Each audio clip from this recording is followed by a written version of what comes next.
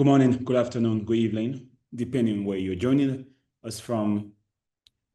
And we'd like to welcome you to this week's briefing, a platform set up to facilitate weekly engagement with members of the media, providing updates on key health issues on the continent of Africa, particularly around outbreaks that are going on, the Mpox, cholera, Ebola, and many others that are happening across the continent.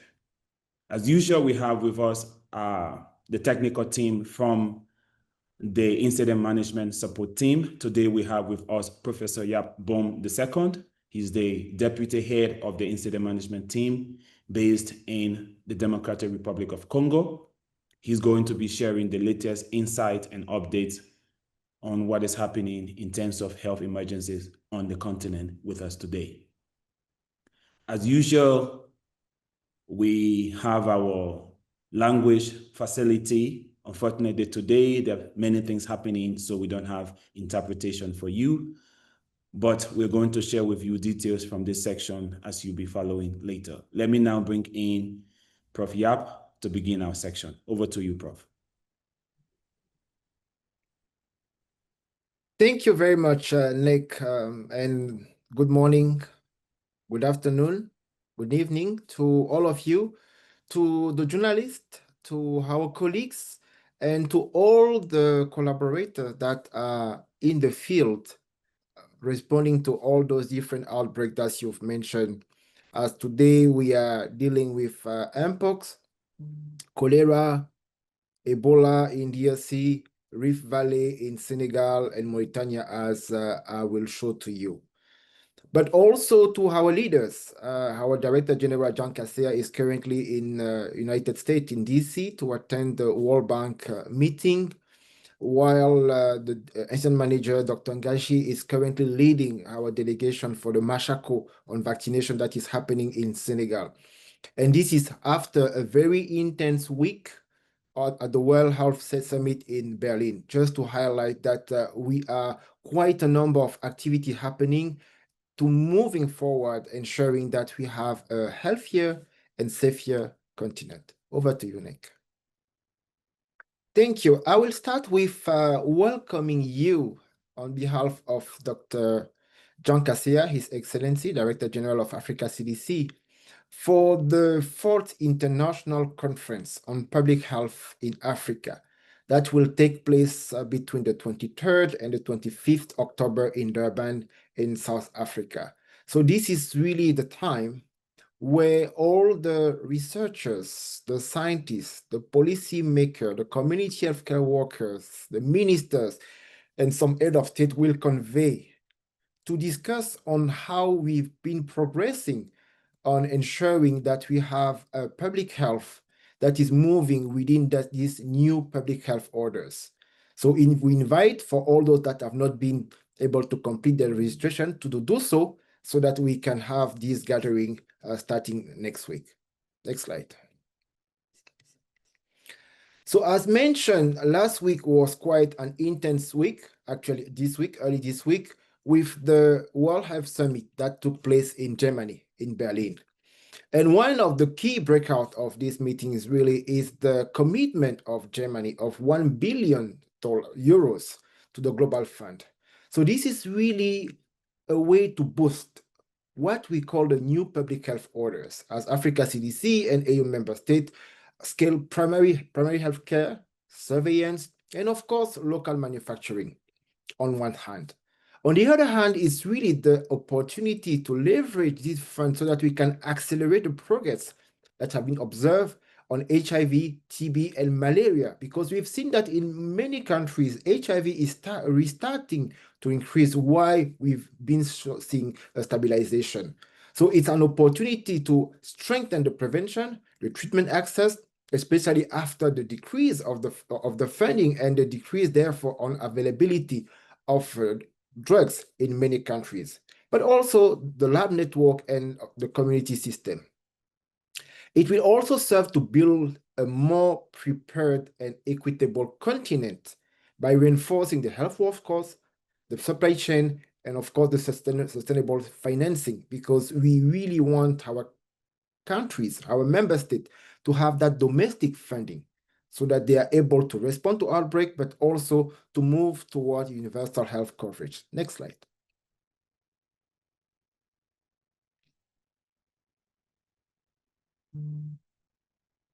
So following that, the investment on the Global Fund, there's also been that opportunity of having the G20 high-level panel on pandemic preparedness. As mentioned, we are dealing with quite a number of outbreaks as we do speak now, but we still need to improve in preparing the upcoming outbreak. And we don't want, as the continent, to be just a beneficiary. We want to be a co-architect of the global health security, driving the regional manufacturing, the pool procurement, the innovative funding to strengthen our health sovereignty. And we believe that the partnership with Pandemic Fund and others will really shape a fairer, more sustainable global financing system for pandemic preparedness. So the way we are seeing it, as far as the African continent is concerned, African institutions such as Africa CDC should really lead, while the multilateral organization should be supporting on fund mobilization, but other activity, including the health workforce and others. Next slide. Specifically on the HIV, hepatitis B, and syphilis, we really want to push and to have a champion for Africa where no child is born with any of the three diseases. And early this week, Maldives has been celebrated by the WHO for the achievement on reaching this critical milestone. So we believe that with the right tool and leadership, as it has happened in other countries, like I just mentioned, Maldives, Africa can also achieve that triple elimination. So that will include antenatal screening and treatment, birth dose HPV vaccination, syphilis testing and penicillin, and of course, strong surveillance. So through the African Elimination and of Vertical Transmission Initiative, Africa CDC, together with the AU member state, will be strengthening the primary health care, the laboratory, and the community partnership. And you've seen that those three keep on coming on and on in a different partnership, in a different partnership that we are signing. Next slide. For the pandemic resilience, we are really seeing together with our Ministry of Health, here we can see the Minister of Sierra Leone, Dr. Honorable Dembi, how in that panel, we really want to push beyond the response toward the resilience, how we build that strong regional cooperation and investment. And the incident management support team, especially in Sierra Leone, has played a key role. That coordination played a significant role on shaping the way they've been responding to Mpox. As you will see in the slide, we speak less and less about Sierra Leone, while you remember that at one point of time, it was really one of the most concerning countries. This is also an example on how we build that resilience. And also to affirm that African leadership and ownership are advancing the new public health orders and strengthening our collective health security because we are all interdependent. Next slide. The digital sovereignty, Africa's data-driven health future. This is really one of the key pillars, one of the key challenges that we want to address. And this was really at the heart of some of the discussion in Berlin to ensure that we digitalize primary healthcare to our own data. As we mentioned some time back here, we have this partnership where we are leveraging the DHES2, which is a tool that is used in many of our countries to gather data.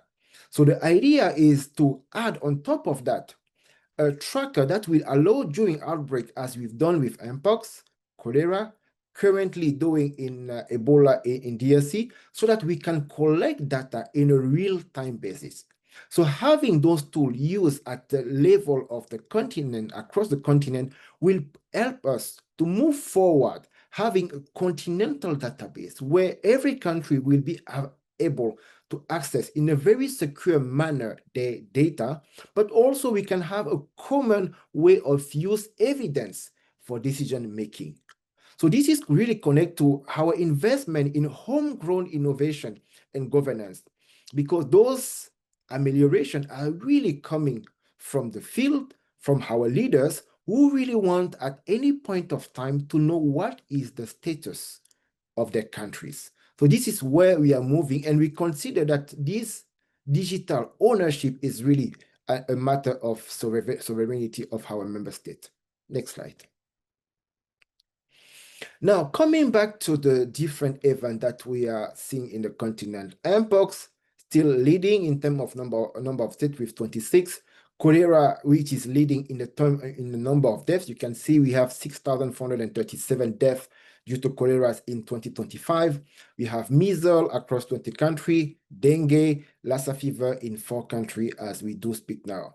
When you look at the total moderate and high risk event, you can really see that comparing to 2024, we have a significant increase in the number of events, especially the moderate risk, showing that we have almost every week different events that are happening in our continent. And this reinforce and strengthen all what was mentioned before, the need for the continent to strengthen the resilience, the preparedness, so that we are in a position to respond to all those different outbreaks that occur at the same time, as I will be showing you later. Next slide. Starting with Ebola virus disease in Democratic Republic of Congo. So we are glad to say that the outbreak still is contained in the Bulapi Health Zone in the Kasai province. So far, we've been having 53 confirmed cases, 34 deaths, which make a case fatality ratio of 64.2%.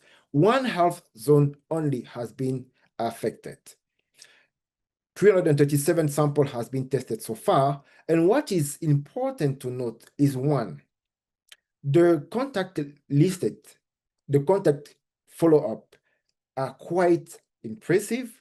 The contact ratio is 1 to 32, while we usually target an average of 1 to 20. So this is quite significant in emphasizing the good surveillance that is happening, and that has to continue until we declare the outbreak ends. The bed occupancy has also decreased to 35%, and what is important to highlight right now is the vaccination. 27,000 doses has been deployed in DRC and moving to Bulape, and so far 22,000 people has been vaccinated, which 291 are frontline workers. Remember that 4 healthcare workers passed away in the early phase of the outbreak. So this vaccination of frontline workers, which is happening in Bulape, should also be happening not only in Bulape, but in all the health zone, in all the provinces that are at risk of Ebola. So the mapping that has been done and the plan that the DRC have developed should be now being operationalized so that we can protect the health workers, the frontline workers in those areas. Because just imagine that if the 4 colleagues that passed away had been vaccinated before, then they would have not passed away. And this is not only talking about DRC. For all the countries, Angola, others, there is an opportunity to do what we call preventive vaccination for Ebola. There are 500,000 doses of vaccine that are available at the ICG for this preventive vaccination, just to emphasize that the global partners are ready to support to prevent this Ebola to occur in many other countries. So now we are quite glad to see that we've not had any confirmed case for the last 16 days. Next slide. From Ebola virus disease, we move to Rift Valley fever, moving from the Central Africa to the West Africa in Senegal, where currently we had 20 deaths, 171 confirmed cases, and 827 samples has been tested. So the affected area are those 5 regions of Saint-Louis with 54.3%, Louga, and then Matam. What is also important, and that has been highlighted last week, is that this is a zoonotic disease. You see that we have on one side the animal that have been affected, and we see 22 cases and no death, but we can see that 452 abortions have been reported. So which means that those animals has been affected, leading to an economic impact on top of the impact in the human. So far, 11,000 animals has been vaccinated, and the installation of mobile lab in Matam Regional Hospital, it's also an opportunity to get closer to the hotspot and ensure that the testing is happening in a timely manner and ensure that we can actually control the outbreak at its source. Next slide. Moving from Senegal to Mauritania, we see that in Mauritania, we currently have 13 deaths. Out of 36 confirmed cases, they have 106 suspected cases. And you can see that this week we have a decrease in the suspected case, but we have an increase by 2 of the number of confirmed cases from 17 to 19, with a decrease in the number of deaths from 9 to 4. So in Mauritania, the hotspot are Brakna with 30.5%, Trarza, Nouakchott, which is the capital city, Asaba, and Gidimaga. So far, the vaccination has not been able to be implemented. The cases are treated in regional hospital facilities, and some facilities are already equipped with the initial batch of medication so that we can really take care of the suspected case when they arrive. Because with a case fatality ratio of around 36.1%, it is quite high. So we need to make sure that the team are in place, they are trained, they have the PPE, and they also have what is needed to take care of the patients that are coming to the next slide. Coming to Mpox, we can say that as you can see in the graph, there is a continuous decrease in the number of suspected cases from 2,264 to 1,936, but also by the confirmed case almost by 50% from 603 to 328. And what you see also when you compare the 2 year 2024 and 2025, you can see that right now in terms of suspected case, we are around 150% as compared to the last year. But in terms of confirmed case, it's 179%. While in terms of death, it's definitely the much higher, 507% death as compared to 2024. So it's still real, it's a huge impact, but we are glad to see that the cases are declining in terms of average by 78%, but also that you keep on seeing the improvement, especially testing coverage, which is more and more reassuring on the surveillance, but also on the opportunity to use the Mpox as a way to strengthen the health system. Because when the testing coverage is increasing, it's also an evidence that the laboratory are getting closer to the community and that the capacity to bring the sample from the community to the lab is also improving. So if it's improving for Mpox, as you will see in Burundi, it will also be used to respond to other outbreaks. Next slide. Now, when we look at the change in Mpox confirmed case in the top countries, we can see that the countries that are the most of concern currently, not only by the percentage of increase, where we see Kenya, Malawi, Liberia, and Ghana, but when we look also at the magnitude, the number of cases in those countries, definitely Kenya, Liberia, and Ghana are the countries that are the most concerned, as you can see the burden. Next slide.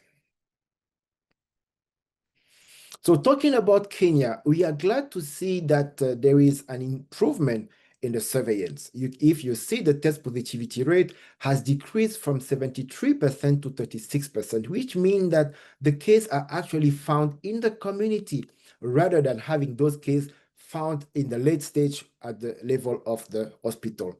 So far, Kenya has confirmed 659 cases, 10 deaths with a case fatality ratio of 1.5%. And so far, 28 out of 47 county has been affected.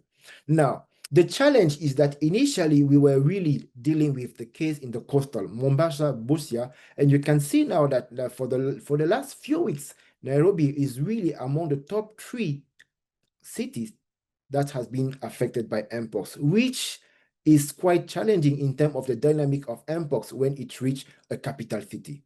So the three account for 67% of the total confirmed case, and we can see that only 3% of the contact tested positive for Mpox, which means, once again, we keep on repeating that with that sexual transmission of Mpox, the contact, the usual one that we are identifying at home, are not the key one. The key one are those who are part of the sexual network. And with the challenge of stigmatization, it makes it very difficult to get those right contacts. That's why we are supporting the country to find ways like geolocalization help to allow us to actually track and identify the right contact, and therefore make available the vaccination. As you can see, 10,000 doses of vaccine has been used in the country, and then now we are in supporting the country to make available 20,000 more doses to ensure that they can also contain the outbreak in Nairobi amongst the hotspots that we are seeing currently. Next slide. In Liberia, we keep on seeing an increase, though this week we gladly see the decrease in the number of suspected cases, but also confirmed cases. And here you can see that the test positivity rate is around 52%, which is not bad, but need to be working on, which means we need to support more the colleagues from Liberia. We did have last week the intra-action review. And during that time, they really paused and agree that the most challenging part of the response is, one, to improve on the coordination, two, to improve on the surveillance, to ensure that the surveillance is really active, happening in the community, in those counties of MODERATOR that account for 69% of all confirmed cases.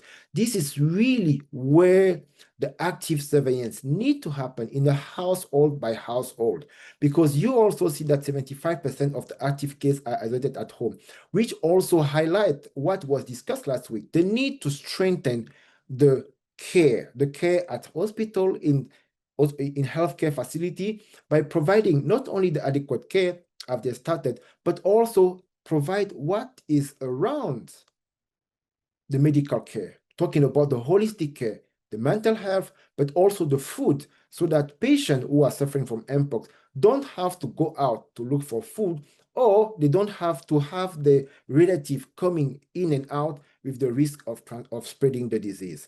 So far, 20,000 doses of vaccine has been deployed, and we are supporting the country to ensure that the vaccination happening, targeting the right population. Next slide. Now, looking at Ghana, we continue to see the increase in the number of suspected cases, as you see, from 69 to 216. The number of confirmed cases as well, moving by almost 74%, by 38 to 66. So far, the country has declared 3 confirmed deaths with a case fatality ratio of 0.4% out of the 692 confirmed cases. Now, the challenge in Ghana is still around the active surveillance. You see the test positivity rate is around 51%, while we expect it to be around 30%. So it's critical to go in the community, which requires some support, some fund, as we know. But this has to happen really in those hotspots, because we see that 77% of confirmed cases are really concentrated in the greater and Western Accra. So that's where all the effort has to be implemented. And secondly, the surveillance. You can see that only 2.5% of the contact became confirmed case, but also we can see that for one case, we have only 4 contacts. While remember, when we're talking about Ebola, we are talking about 20 contacts that are expected for each case. So this is a big challenge on the surveillance, on getting sure that we have access to the right contact, we can follow them, and then we can make available the vaccine in those right population, because the country has received 33,000 doses of vaccine, and then there are 7,000 doses that are still awaited. Next slide.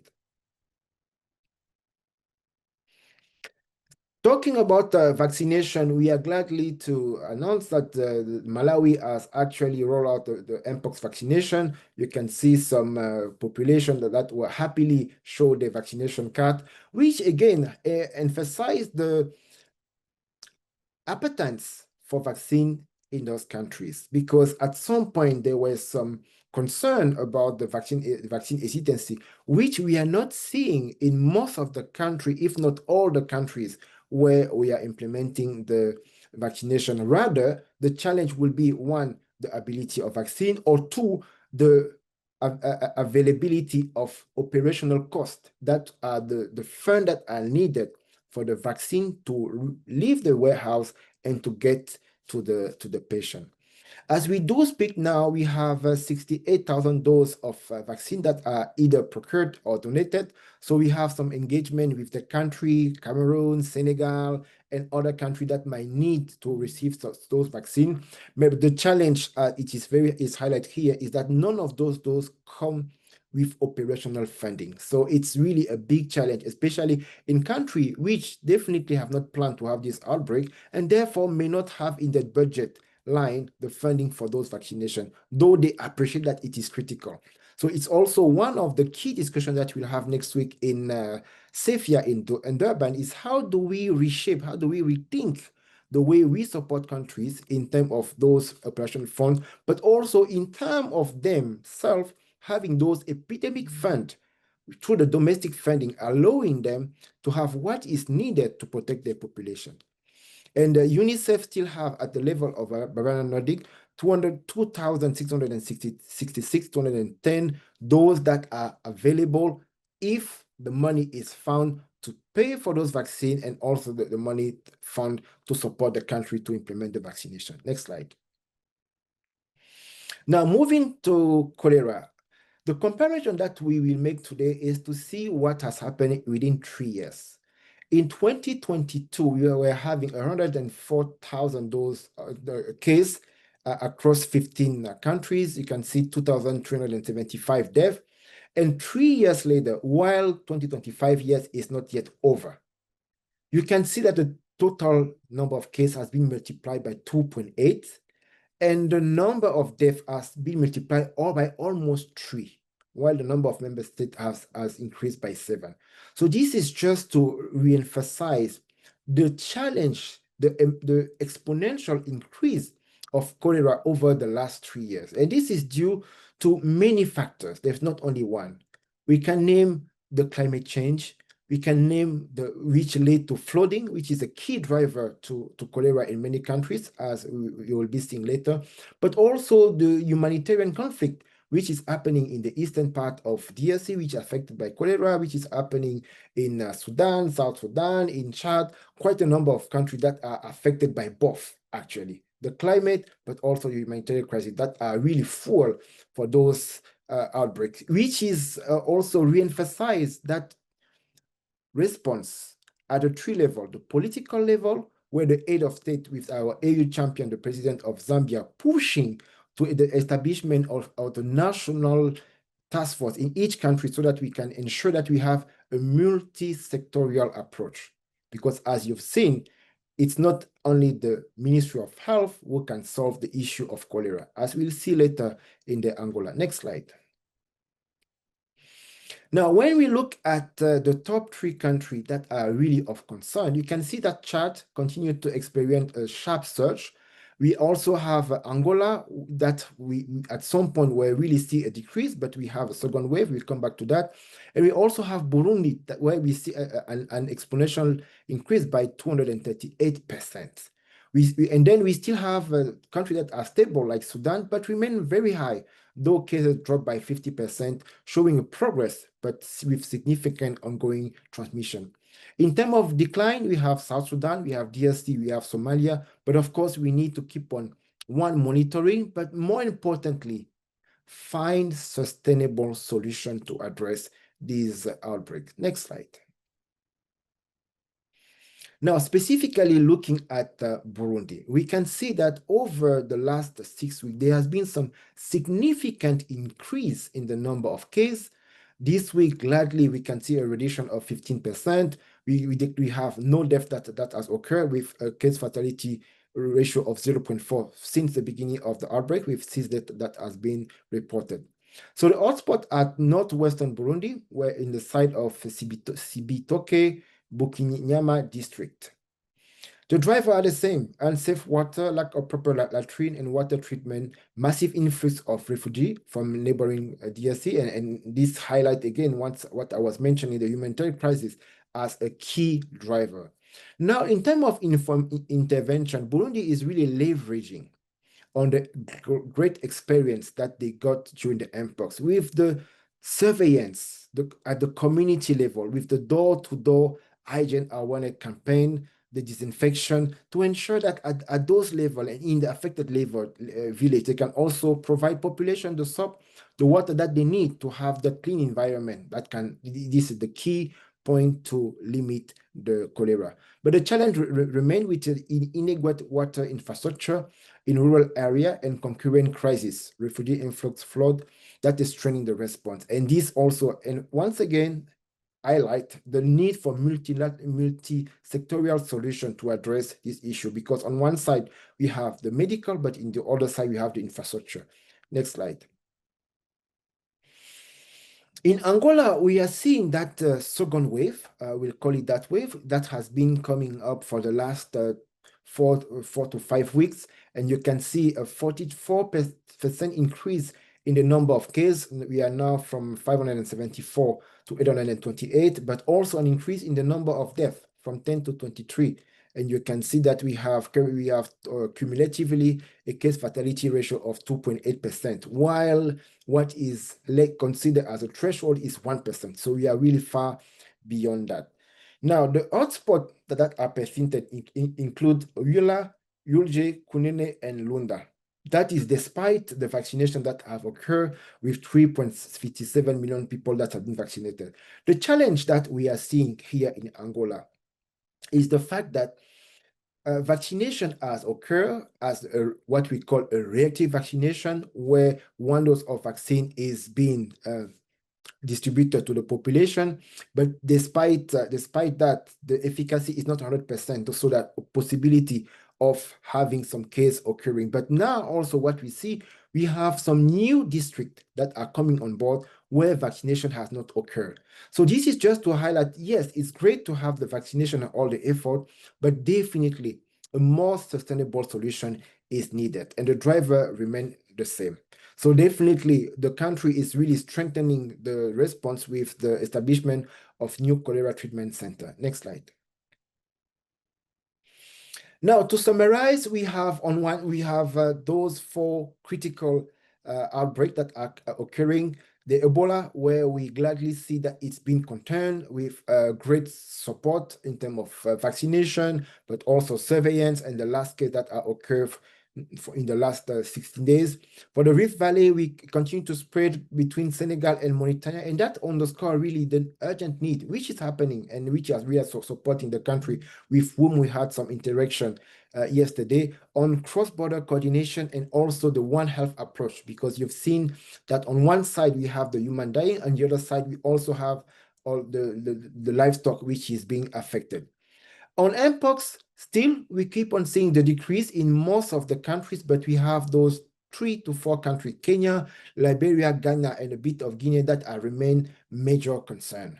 So as cholera is concerned, we see the rapid escalation in Chad, in Burundi, in Angola now is experiencing this second wave. So this is a great example that we should not rest until all the countries are really stopping the spread of those cholera outbreaks.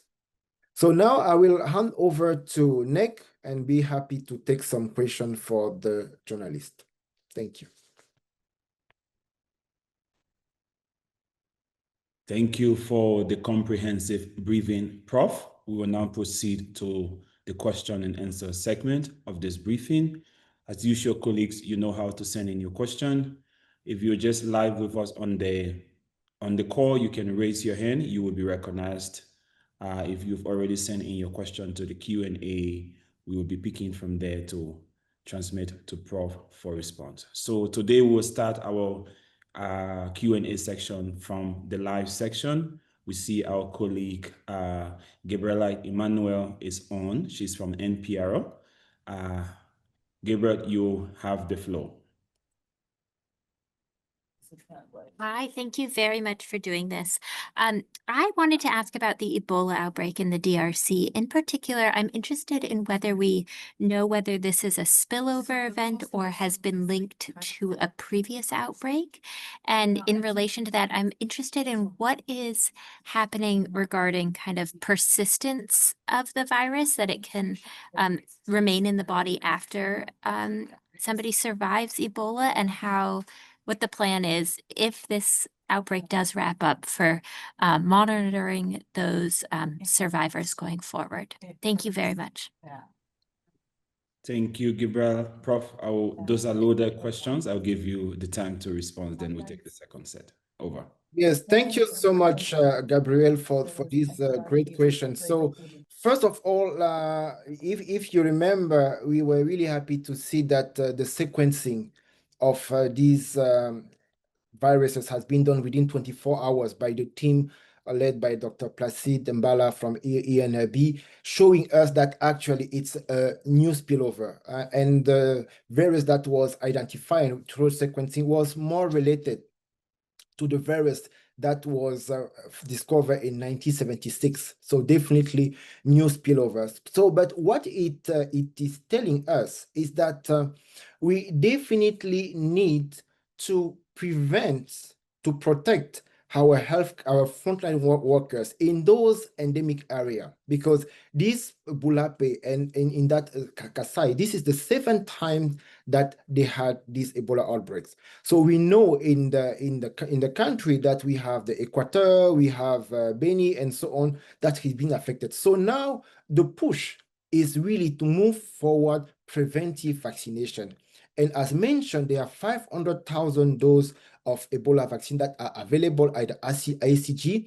DRC, the country has already established a plan to see how they can have those preventive vaccination. Because if that happens, definitely the 4 healthcare workers who has passed away in the initial phase would have been protected. So I think this outbreak is an opportunity for DRC, but not only DRC, because we also have Angola, which is not far from that, and other surrounding country. Congo is also preparing just in case. So those countries, we should also find opportunity to support them, and that was a discussion that we have this morning with some of them, to see how we can have that preventive Ebola vaccination. And as you rightly mentioned, Gabriel, so the virus can stay quite some months actually in the semen. So when we think about preventive vaccination, we think about the frontline workers, but also to people who will be living in the same area where we have some survivors. Thank you. Thank you, Prof. We will switch to the chats and get some questions from there quickly. Let me take the first two relating to Mpox. The first one say, can you give us a clear understanding of a roadmap in integrating Mpox into the routine health services in member states? That's the first question. The next one says, what are I think you mentioned this, it would just be a repeat of some of the things you said on the slides already. What are the latest estimates of Mpox vaccine needs and availability in member states? Same questions for cholera vaccines as well. And what is the funding situation, requirement, and gaps to buy and deliver those vaccines? Over to you, Prof. Okay, so I have my colleague Dr. Mercy who is online. So at some point she can also come on the issue of the transition in countries. So in terms of vaccine availability, so as Mpox is concerned, we have estimated at IMST that we might need 6.4 million doses of vaccine to ensure that we protect, we respond, we control the outbreak in the most of our affected member state. So far, we've managed to mobilize 6 million. 5 million doses have already been shipped to countries. So DRC is a bit particular. It's a large country. They've also, through the support of the Japanese government, to have 3 million doses that are in country, the LC16, while the other country has been benefiting from the MVAPN. So far, the countries that are really are facing challenges have received dose of vaccine. Now, as I mentioned, the 3 countries that are of most concern as we do speak right now is Liberia, is Kenya, is Ghana, but also Guinea. Though the cases have a bit decreased, they were also increasing. And those ones have been supported by shipment of 20 to 30,000 doses of vaccine that they recently received. And those ones will be actually starting the vaccine soon. This is Guinea, but also Kenya has already used 10,000, and they will be receiving 20,000 so that they can boost the vaccination, especially in Nairobi, that is also now affected. But we are also looking at it on the side of the transition that you've mentioned. In the transition is the integration of vaccination into the API. So we see 2 categories of countries. We have countries where we are dealing only with, let's say, only with the outbreak, and we have those countries where that are endemic. So for those countries, we need to have the right estimate, which will move around 3 to 5 million of those of vaccine needed, so that what happened in the past for the smallpox, where we had those vaccinations to ensure that we eradicate smallpox, should also at some point happen for Mpox. So if we achieve that, we'll do 2 things. 1, we'll protect our people, but 2, we also accelerate the local manufacturing. Because to make sure that we have the local manufacturing in the continent, we need to have that demand, which is there. So we'll move forward to find the resources that you've mentioned at the global level, but also with the domestic financing. So as cholera is concerned, in our new plan, we aim to raise 10 million doses of vaccine. And in September, at the UN General Assembly, Gavi has already pledged the availability of those 10 million doses of vaccine. So as we move forward, we identify the top countries. We've mentioned them. We mentioned Chad. We mentioned Burundi, who are currently the one having the surge. But we also have country like Angola. Unfortunately, Angola is not a country that is eligible for the support to Gavi. So for those countries, we'll have to think what is the best way to support them in terms of operational cost. They may have the vaccine, but if the funding are not available, it makes it difficult for them to respond. So on the side of the transition, my colleague, Dr. Mercy, is connected. Do you want to say something on that, Dr. Mercy? Thank you so much, Prof. And good afternoon, colleagues. Thanks for that very insightful question. So on the side of the IMST, a number of actions have been taken to ensure that countries actually have this very seamless migration of the emergency system into the routine health structures.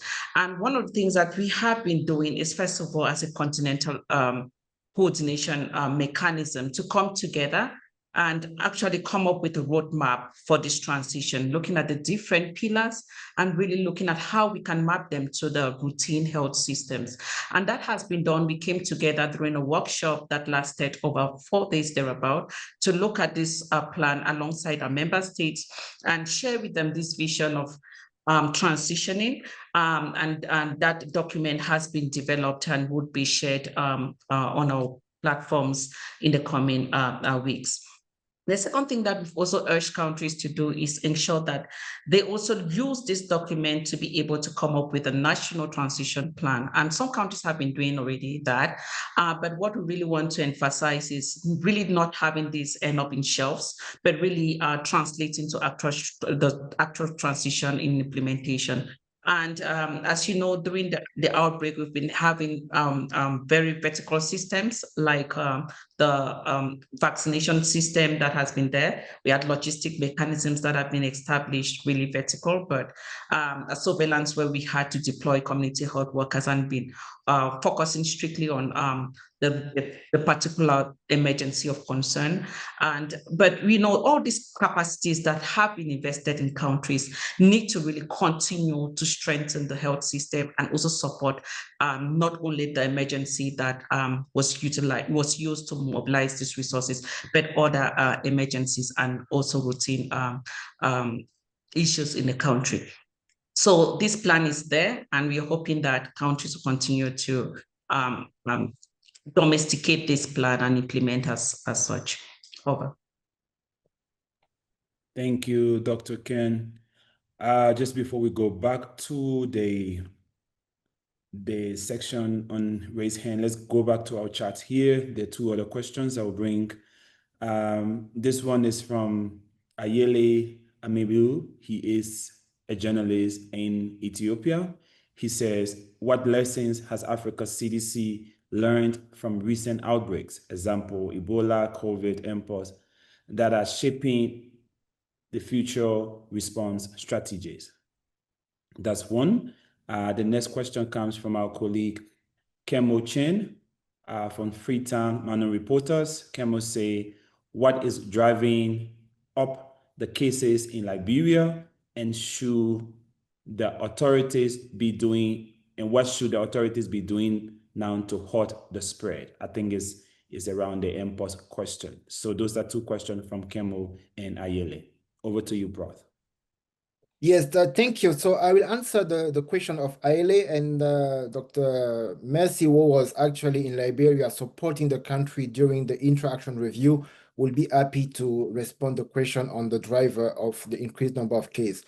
So what have we learned from these different outbreaks, COVID, Ebola, and now Mpox, is that we definitely needed a new model of responding to those outbreaks in the continent.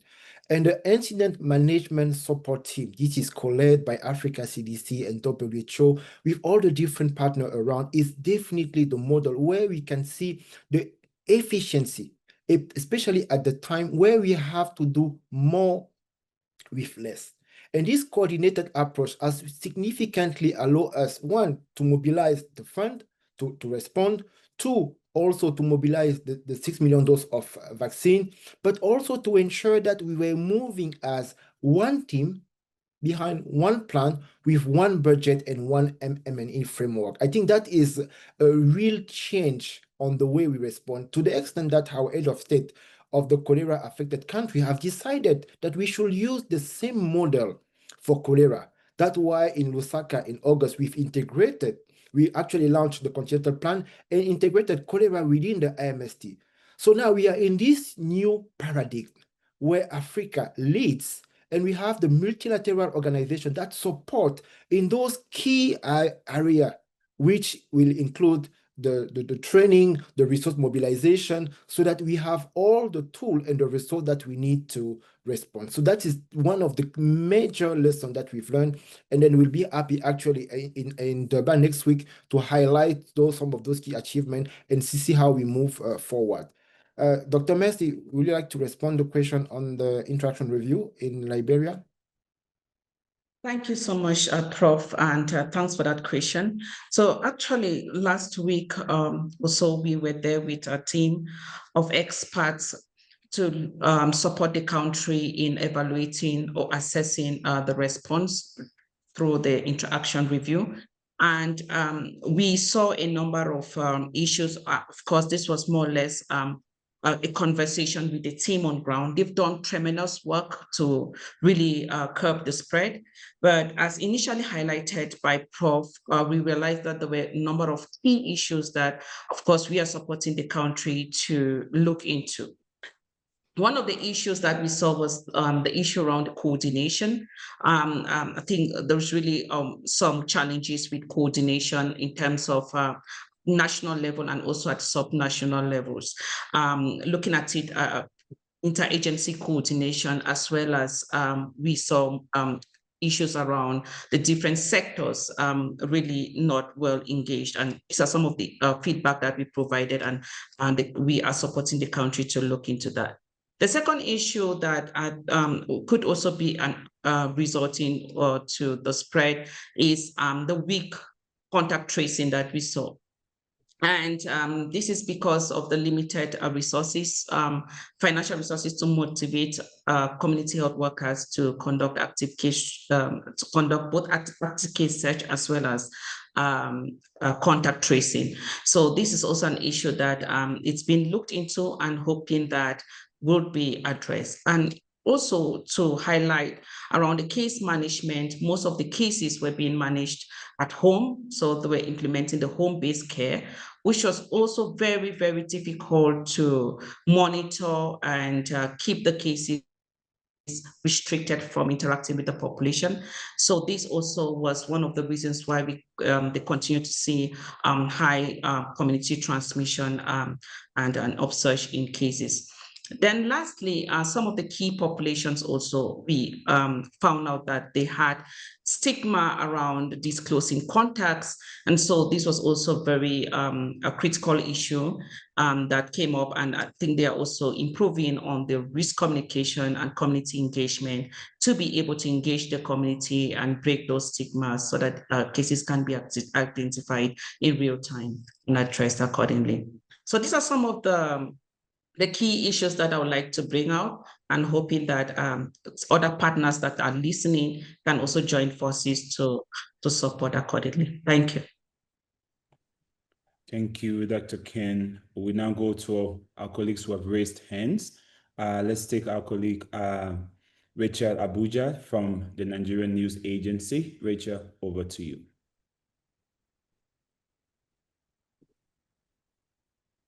Thank you very much, and good afternoon, Prof. and Dr. Mercy. Thank you for your robust presentation and explanation so far.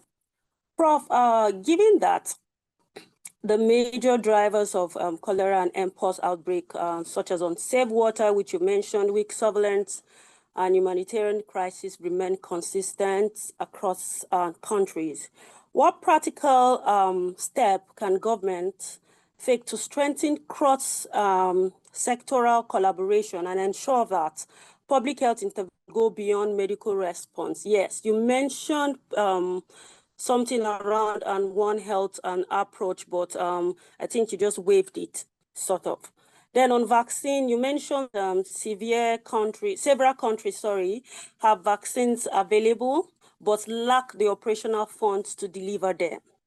How critical is it for African government to establish domestic epidemic funds, and what model or mechanism would you recommend to make such funding sustainable?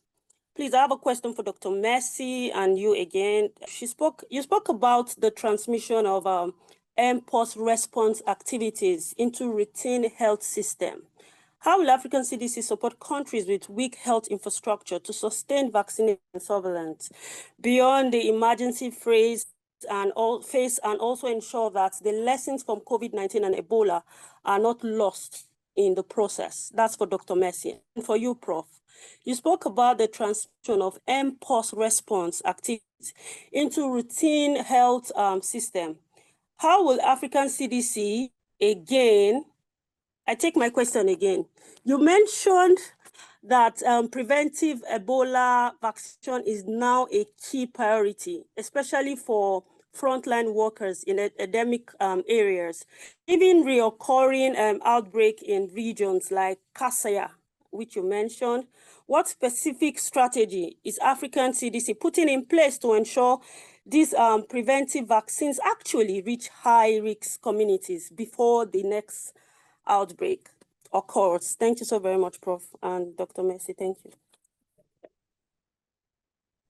So that's a lot of questions. The other colleagues kindly gave our panelists the chance to respond to Rachel's question. Then we'll come to you. Over to you, Prof.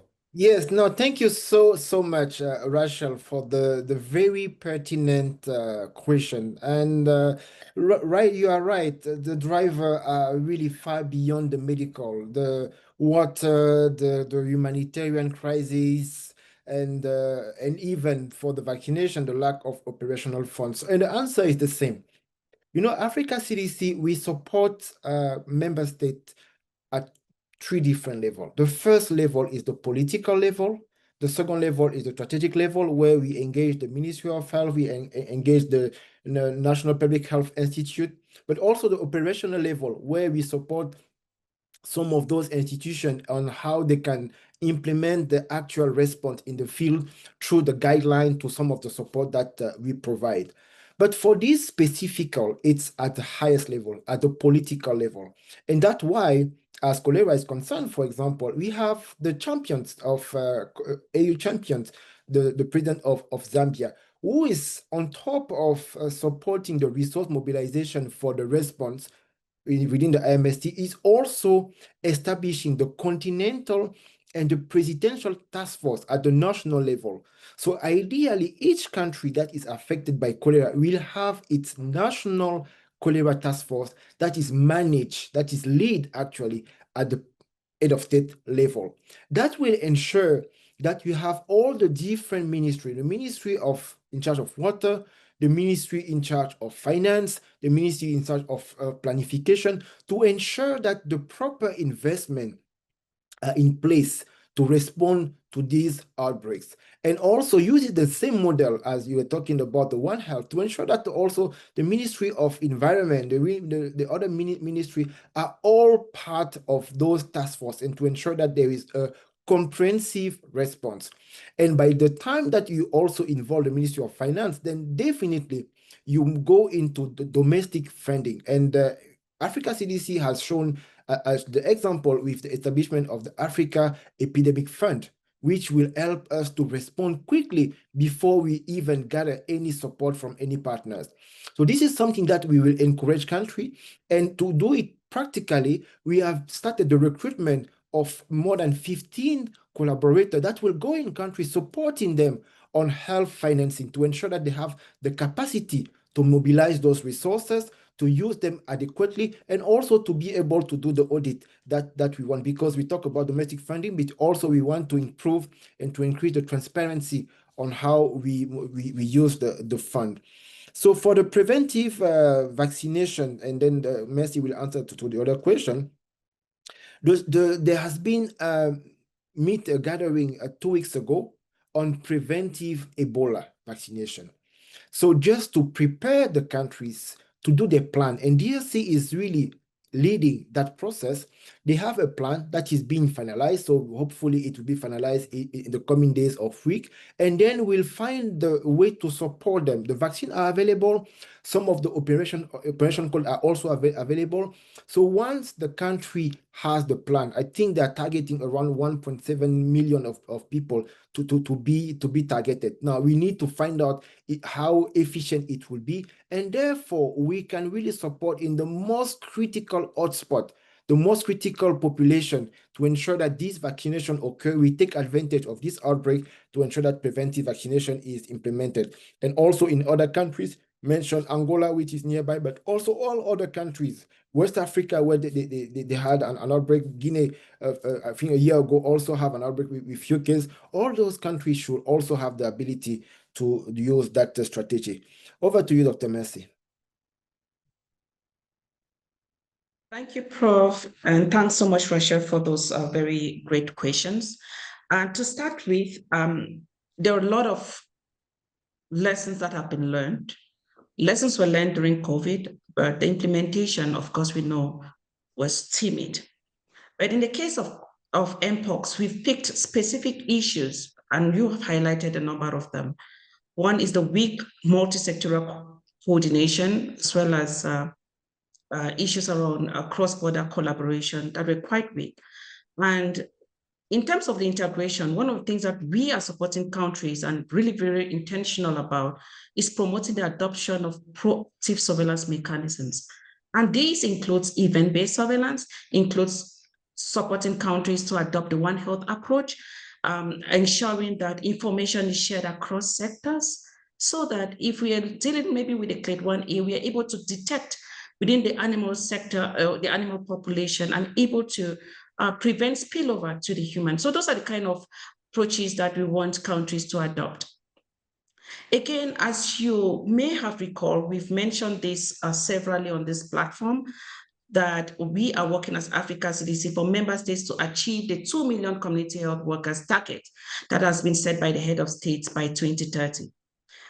During this Mpox acute phase, we had deployed community health workers to support with community engagement and also promote adherence to some of our countermeasures like vaccine and all that.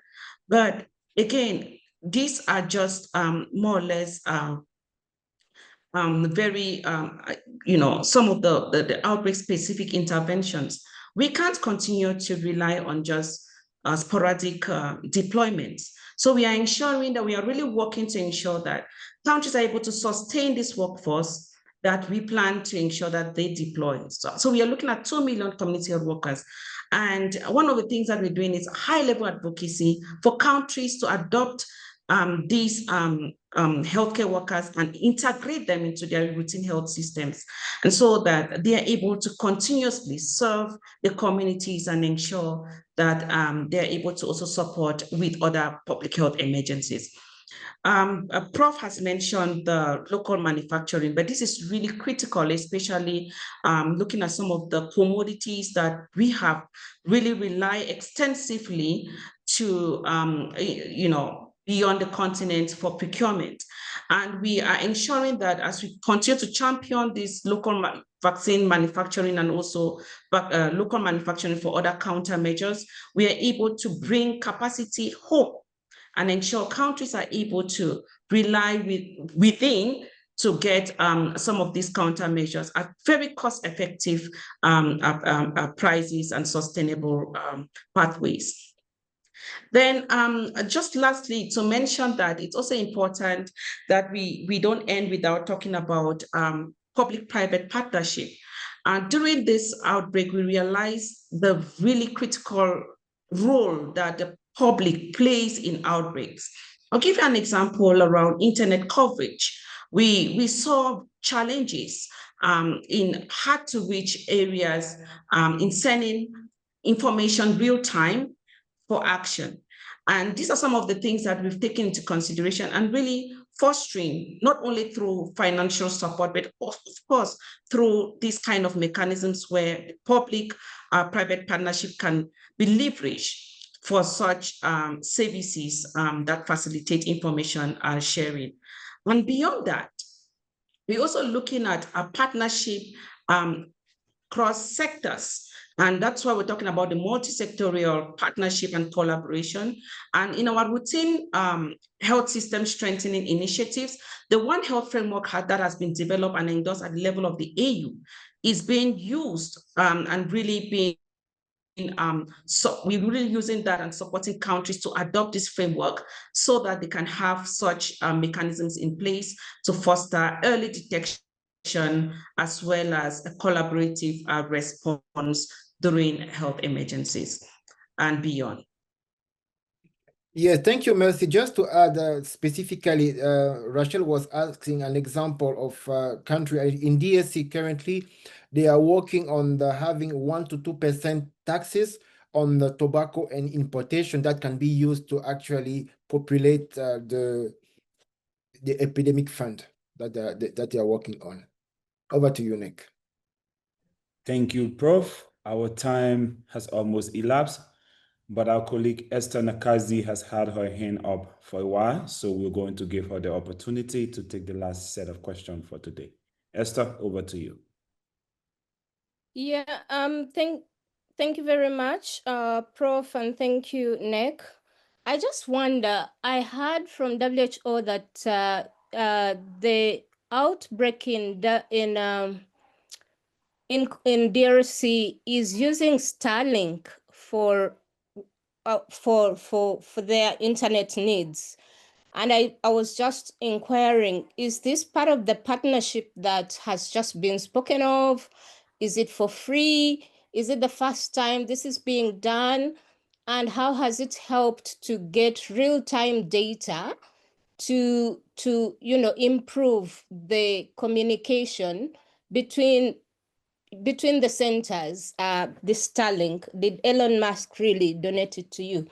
Secondly, you've been talking about putting Mpox into routine vaccination. How feasible is that really? Really, how feasible is that? Thank you. And over to you. Yes, thank you so much, Esther. I think definitely we could not end the session without having your question, and they are really critical. The first one is on the the communication. I think this is a very good example. We take all those outbreaks as opportunities. Africa CDC, as rightly mentioned, has supported the response by providing those Starlink that were acquired, not the donated. Because what we've done during the Mpox was to use the DHES2 that was installed in the phone of the community healthcare workers, so that when they go in the field, they can use their phone, collect the data, and the data goes directly to the district, to the CUSP, and at all those levels. So in that Bulape, where there's no infrastructure, really the Starlink is a game changer on making sure that wherever the community healthcare workers are in terms of their active surveillance, they can populate the data. And then by the time the colleagues are meeting at every day at 6, and really that is an intensive work that they've been doing in the field, they have the information on the contact, how they are follow up, and how they actually are. So that real information is definitely a game changer, because you imagine if at 6 p.m. you already know where you will be sending your team the following day, that definitely changed. And the fact that for the last 16 days, we've not had any one case, we also see that the contact ratio to case is quite high, 1 to 35. Those are some of the improvement that is definitely coming from these real-time surveillance. So I think that is definitely a legacy that is coming from Mpox, now moving to Ebola. And then the next step will be to scale that tracker and using that telecommunication Starlink as a real opportunity to move forward. And as Dr. Mercy was mentioning, we have 1 million community healthcare workers. We are moving toward 2 million.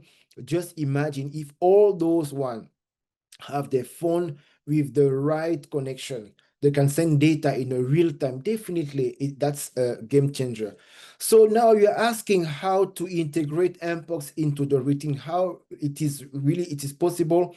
This is part of the transition plan. And a guide means that at the end of the day, each country will find how it is feasible in their context, in their environment. You will not consider a country where Mpox is endemic as another country where it has been just epidemic. So they will decide. If I take a DSD, as we just mentioned, they already have their plan. They know the region where they will need to target the population. So now, instead of having the vaccination in the reactive mode, then it will be within the API, and then they will decide. So every year, they will go and select the target population where they will be vaccinated, knowing that they will have a 5 to 10 year protection. In other countries, maybe they will say, okay, what we'll do, we will put it within the PEV, and then we will find when there is an alert, we go and we do a geographic vaccination where we can vaccinate an entire area. So different country, different reality. This is the beauty of having one continent of 54 or 55 member states. Over to you, Nick. Thank you very much, Prof.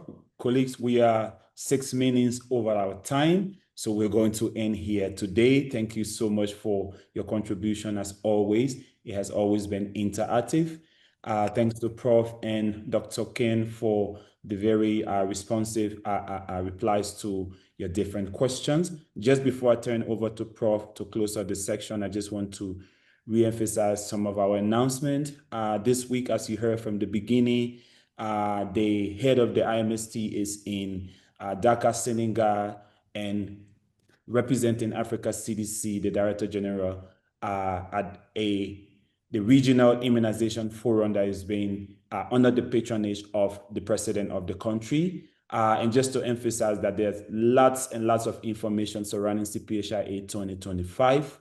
Just go to the website, just Google CPHIA 2025. It takes you straight to the website. As journalists, you can have lots and lots of information about the program, the speakers, and everything that's going to be happening next week. With that, I will turn over to Prof for the closing of the session today. Over to you, Prof. Yes, thank you so much, Nick. Thank you so much, Dr. Mercy. A hard thing, definitely hard. And then we appreciate the support of all our collaborators, our colleagues who are working tirelessly in the field, in Bulape, in all those countries affected by Mpox, cholera, now Rift Valley, and all others. But also thank you to our leaders. I think moving from Berlin to Senegal to DC and so on within a week, and then ensuring that next week we are all together with all those our leader in Durban to ensure that we push the new public health order. I think it's important to appreciate. And of course, thank you to the journalists for making us accountable and ensure that you have the right information, that we have the right challenge, and then you can ensure that our community and our leaders are really following us. So with that, I wish you all a very good afternoon, and we look forward to have you next week at the same time from Durban. Thank you.